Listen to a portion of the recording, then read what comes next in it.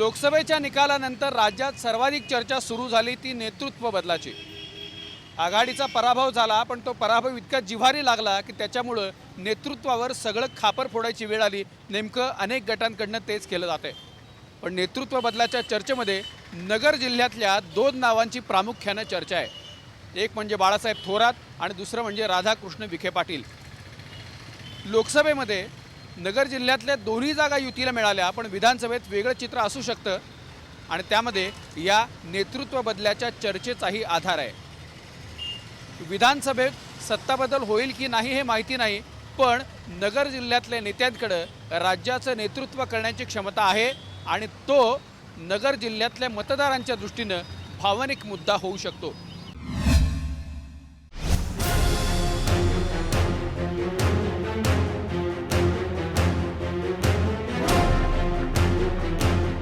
अहमदनगर जिल्ह्यात आघाडी आणि महायुती यांचं बलाबल जवळपास सारखं आहे। 2009च्या विधानसभा निवडणुकीत जिल्ह्यातल्या 12 जागांपैकी राष्ट्रवादीनं 4, काँग्रेसनं 2, शिवसेनेनं 3 तर भाजपनं 2 जागा मिळवल्या होत्या। असं असतानाही जिल्ह्यातल्या लोकसभेच्या दोन्ही जागा महायुतीनं पटकावल्या। याला नरेंद्र मोदींची लाट जितकी कारणीभूत होती, तितकीच आघाडीतल्या जिल्हा नेत्यांमधली गटबाजीही कारणीभूत होती। त्याचा फटका येत्या विधानसभा निवडणुकीतही आघाडीला बसू शकतो, असं ज्येष्ठ पत्रकार नंदकुमार सुतार यांना वाटतं। पाऊस आहे आणि रिमझिम पावसात वाफाळलेला चहा किंवा कॉफीची मजा औरच असते आणि त्यात गरमागरम चहाबरोबर गरमागरम राजकारणाची चर्चा, कारण विधानसभा निवडणुका तोंडावर आहेत। नगर जिल्ह्याबद्दल बोलतो कारण नगर जिल्ह्यातलं राजकारण पश्चिम महाराष्ट्रात खूप महत्त्वाचं आहे किंवा ते दिशादर्शक पण असतं। तिथं काय घडतं याच्यावर बऱ्याच गोष्टी अवलंबून असतात आजूबाजूच्या जिल्ह्यात। नगर जिल्ह्यात प्रामुख्याने लोकसभा निवडणुकीनंतर आता विधानसभेचं चित्र काय दिसतंय? नगर जिल्ह्याचं विश्लेषण करताना आपण लोकसभेपासूनच सुरुवात करावी लागेल असं मला वाटतं। लोकसभेच्या दोन्ही जागांचे निकाल अत्यंत धक्कादायक लागले। राजकीय विश्लेषकांनी अंदाज आला नाही की विरोधकांचे उमेदवार, महायुतीचे उमेदवार एवढ्या मोठ्या मतांनी निवडून येतील। भाजपचे गांधी नगरमधून आणि शिर्डीमधून लोखंडे प्रचंड मताधिकांनी निवडून आले। यांचं मताधिक्य तरी कमी एवढं येईल असं कोणाला वाटलं नव्हतं। त्यामुळं आपण विधानसभेची जेव्हा चर्चा करू तेव्हा ह्या निवडणुकीचं विश्लेषण आपल्याला करावंच लागेल। या नगरमध्ये एकूण 12 विधानसभा मतदारसंघात आहेत आणि ह्या सर्व 12 मतदारसंघांमध्ये विरोधकांच्या उमेदवारांना लोकसभेच्या मोठ्या प्रमाणात मताधिक्य मिळालेलं आहे। त्यामुळं आत्ता सत्ताधाऱ्यांची झोप उडालेलीच आहे। नगर जिल्ह्यावर प्रभाव जो आहे ते गडाख, विखे, त्यानंतर थोरात या मंडळींचा मोठा प्रभाव राहिलेला आहे आणि राज्याच्या मंत्रिमंडळामध्ये मधुकर पिचड, बबनराव पाचपुते आणि विखे आणि बाळासाहेब थोरात हे मंत्री राहिलेले आहेत। बबनराव पाचपुते मंत्रिमंडळात नाही आहेत आता, पण कायमस्वरूपी सत्तास्थानावर असलेला, लोकमध्ये असलेला हा जिल्हा राहिलेला आहे। त्यामुळं लोकांच्या साहजिकच अपेक्षा या लोकप्रतिनिधींकडनं, या मंत्र्यांकडनं अधिकच्या होत्या। पण लोकसभा निवडणुकीच्या निकालातून असं स्पष्ट होतं आहे की ह्या अपेक्षा पूर्ण झालेल्या नाही आहेत। याला जरी जोड नरेंद्र मोदी लाटेची असली तरी मला वाटतं स्थानिक मुद्द्यांनासुद्धा खूप महत्त्व आहे आणि विधानसभेला जे स्थानिक महत्त्वाचे मुद्दे आहेत त्यावरच जास्त लक्ष केंद्रित होईल। पण जोडीला राज्यात जे 15 वर्षापासून सरकार आहे आघाडीचं, त्याचंही कामगिरी लोक निश्चितपणे पाहतील।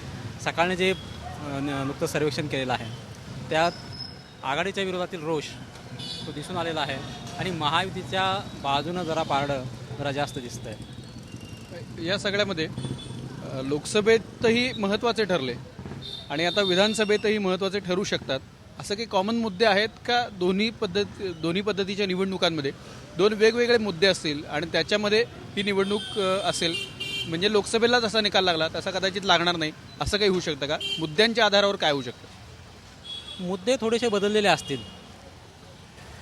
लोकसभेवेळी नरेंद्र मोदींनी निर्माण केलं आश्वासक वातावरण आणि केंद्रातील UPA सरकारविरुद्ध असलेला रोष हे प्रमुख मुद्दे होते। पण यावेळी मतदान करताना राज्यात गेल्या 15 वर्षापासून आघाडी सरकार आहे, त्यांच्याकडनं आपल्याला काय मिळालेलं आहे का? स्थानिक जे विषय आहेत त्या विषयांना, स्थानिक समस्यांना या सरकारकडून न्याय मिळालेला आहे का, याचा विचार मतदार निश्चितपणे करतील. या सगळ्यात नगर जिल्ह्याचा विचार एकूण केला तर जागा जरी 12 असल्या तरीसुद्धा मंत्रिपदांची संख्या अनेक वर्ष खूप आहे. खूप महत्त्वाचा जिल्हा पण आहे आणि महत्त्वाचे राजकारणी पण या जिल्ह्यात राहतात, जे संपूर्ण राज्यावरती त्यांचा परिणाम होत असतो. त्याच्यामुळे गटातटाचं राजकारण वाढू शकतं का आणि त्याचा फटका किंवा त्याचा लाभ असं दोन्ही कुणाकुणाला होऊ शकतं? खरं सांगायचं झालं तर नगरमध्ये पक्षीय राजकारणापेक्षा गटातटाचंच राजकारण जास्त आहे. नावावरून त्या ठिकाणी पक्ष ओळखले जातात. त्यांचा वेगळा गट पूर्वीपासून होताच. विखे पाटलांचा आहे, थोरातांचा आहे. थोरात तर मध्यंतरी मुख्यमंत्रीपदाच्या शर्यतीत पण होते. त्यानंतर विखेंचं नाव पुढं आलेलं आहे. त्यामुळं राजकीय अपेक्षा त्या भागातल्या जास्त आहेतच, निश्चितच जास्त आहेत. मग विधानसभेला एकूण विचार करायचा असतो म्हणजे गट म्हणून ते प्रभावी आहेत त्यांच्या पट्ट्यात.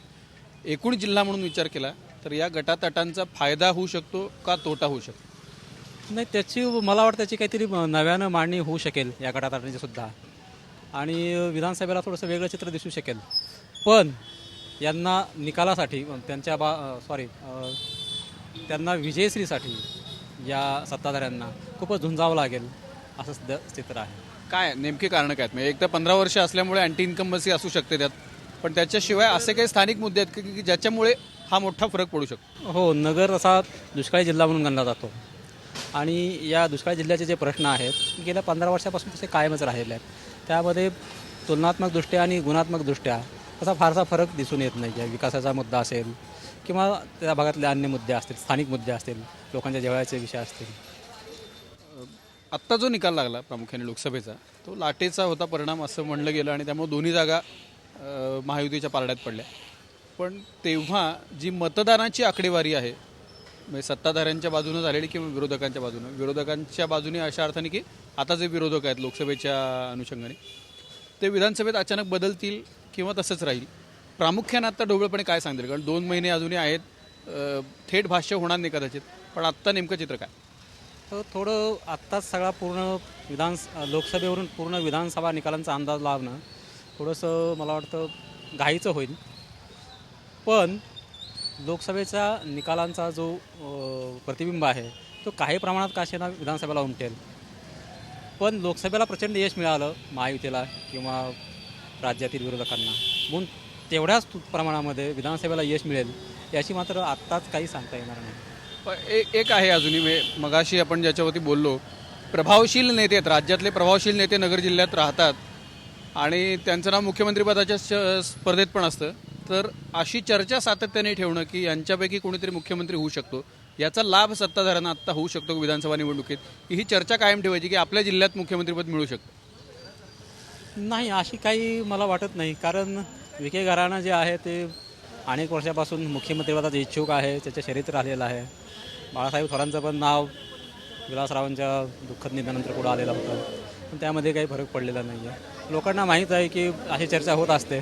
जोपर्यंत काही निर्णय होत नाही तोपर्यंत आपल्या हातात काही मिळत नाही असं लोकांचं आता मनामध्ये निश्चित आहे.